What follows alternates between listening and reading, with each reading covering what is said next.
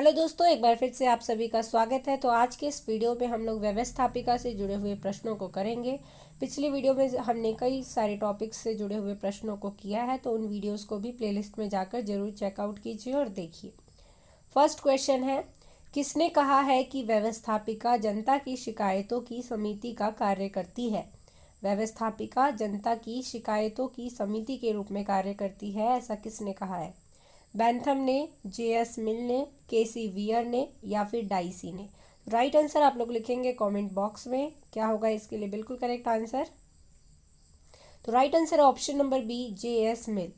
ये कथन जो है, व्यवस्थापिका जनता की शिकायतों की समिति का कार्य करती है, जे.एस. मिल का कथन है।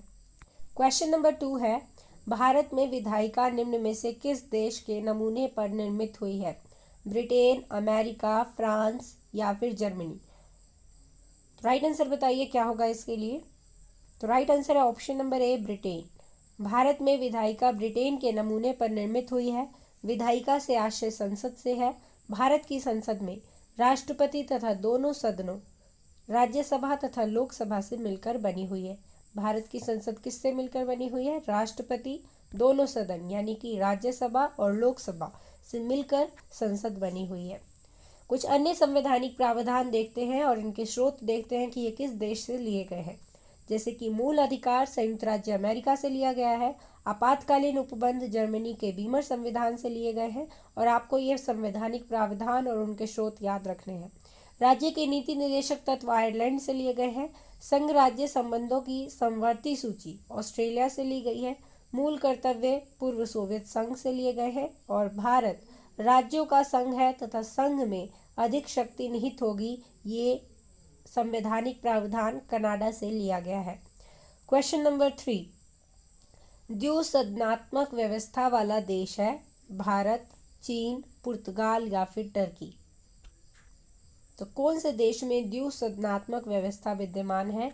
तो राइट आंसर है option number A, Bharat. Bharat में द्विसदन व्यवस्था विद्यमान है। क्वेश्चन नंबर 4, सामूहिक उत्तरदायित्व की विशेषता किस शासन पद्धति में पाई जाती है?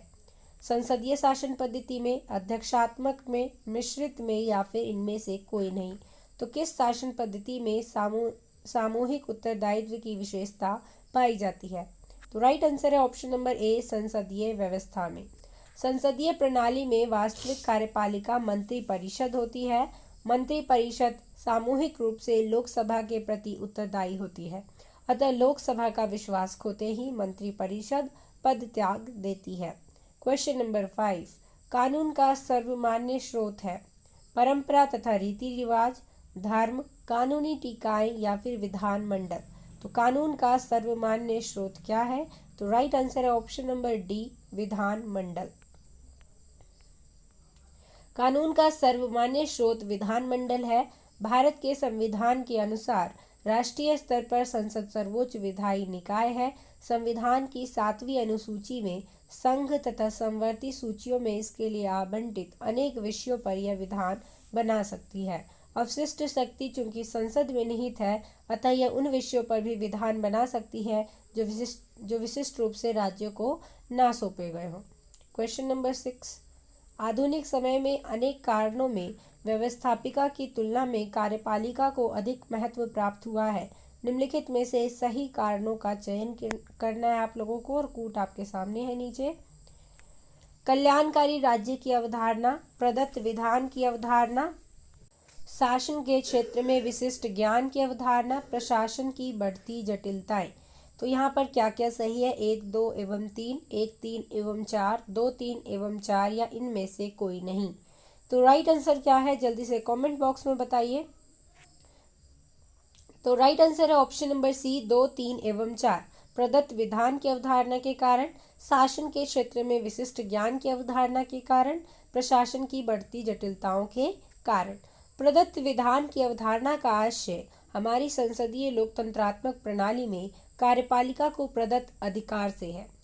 इस प्रणाली के तहत संघ की कार्यपालिका शक्ति का विस्तार उन विषयों तक होगा जिनके बारे में संसद कानून बना सकती है, और सभी अधिकारों के प्रयोग तक होगा जो किसी अंतर्राष्ट्रीय संधि या करार के आधार पर भारत सरकार को प्राप्त होंगे। तो अनुच्छेद 73 में यह वर्णित है।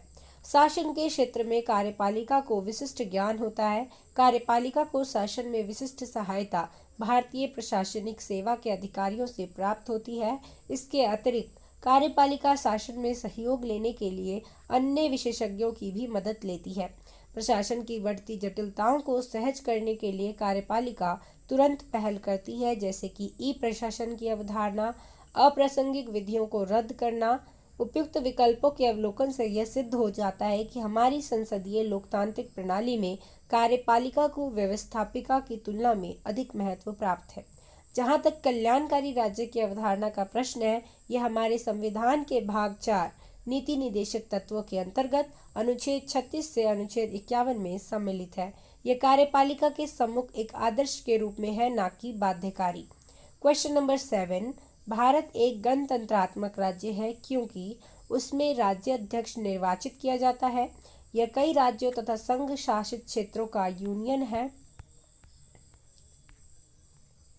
दोनों या फिर कोई नहीं। तो भारत को गणतंत्रात्मक क्यों कहा जाता है? क्योंकि यहाँ का राज्य अध्यक्ष निर्वाचित होता है। गणतंत्र का आशय है कि राष्ट्र का प्रधान निर्वाचित होगा, चाहे वो प्रत्यक्ष रूप से हो या अप्रत्यक्ष रूप से, वह वंशानुगत नहीं हो सकता है। कूले के अनुसार गणराज्यीय शासन प्रणाली जन निर्वाचित प्रतिनिधियों की शासन प्रणाली होती है। न्यायमूर्ति हिदायतुल्लाह के शब्दों में गणराज्य एक ऐसा राज्य होता है जिसमें अंतिम विश्लेषण में सर्वोच्च शक्ति जनता में, न कि राजा जैसे किसी एक व्यक्ति में निहित होती है। क्वेश्चन नंबर 8, संसदीय सरकार का सबसे महत्वपूर्ण लक्षण है संसद की संप्रभुता, कार्यपालिका का विधायिका के प्रति सामूहिक उत्तरदायित्व, विधि का शासन या फिर बहुमत का शासन। तो संसदीय सरकार का सबसे महत्वपूर्ण लक्षण क्या है?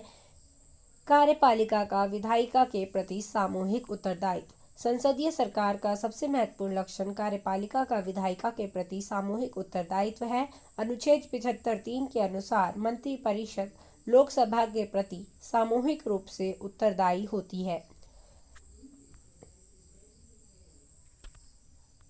तो आज हमने व्यवस्थापिका से जुड़े हुए महत्वपूर्ण प्रश्नों को किया। नेक्स्ट वीडियो में हम लोग कार्यपालिका से जुड़े हुए महत्वपूर्ण प्रश्नों को करेंगे और आने वाले वीडियो सीरीज में हम कई टॉपिक्स से जुड़े हुए प्रश्नों को करेंगे। तो जुड़े रहिए चैनल के साथ। अगर अभी तक बेल आइकन को प्रेस नहीं किए हैं तो प्रेस कर दीजिए, सब्सक्राइब कर दीजिए, शेयर एंड लाइक ज़रूर करिए। तो मिलते हैं नेक्स्ट वीडियो में। Thanks for watching.